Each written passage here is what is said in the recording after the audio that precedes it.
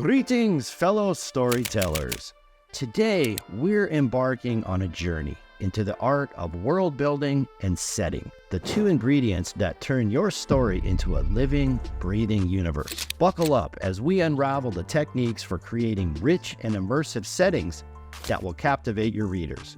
So grab your pens and let's dive in. So, what's a story without a captivating setting? It's like a canvas without colors. Let's discover how to paint your literary masterpiece with vibrant landscapes, atmospheric nuances, and the vivid tapestry of a well-crafted world. Okay, example number 1. Imagine a world where ancient magic dances through the leaves of an enchanted forest. In this fantasy realm, every tree whispers secrets, and mythical creatures lurk in the shadows. The conflict? A prophecy foretells the rise of a chosen one who must navigate this mystical setting to prevent a looming catastrophe. Tip number 1.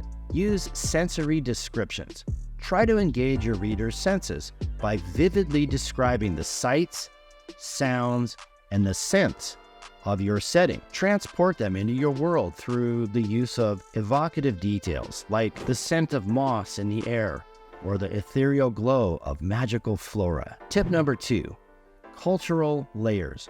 Build cultural layers within your setting. Explore the customs, traditions, and histories that shape your world. So it's not just about the physical space, but it's also about the people and societies who inhabit it. Now, let's provide 4 more tips by delving into the suspenseful world of political intrigue and conspiracy in the story of my forthcoming novel, Blackout, where my protagonist, Jake Bendel, grieving civil engineer, finds himself entangled in a web of deception orchestrated by a sociopathic mastermind with a sinister plot to cripple the U.S. power grid. Tip number 3, use layered intricacies.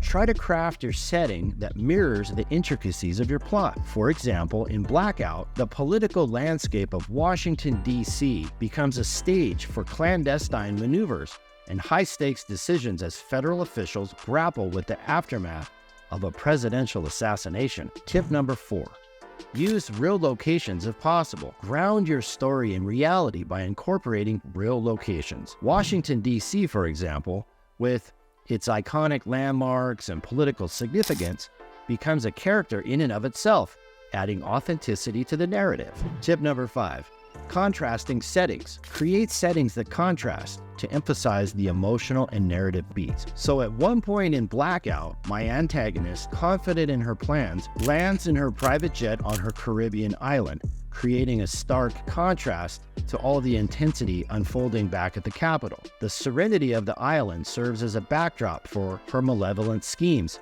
adding complexity to her character. So overall, by shifting to the setting of a private jet and the secluded island, it sort of heightens the tension as she communicates with the protagonist. Tip number 6, incorporate mystery elements.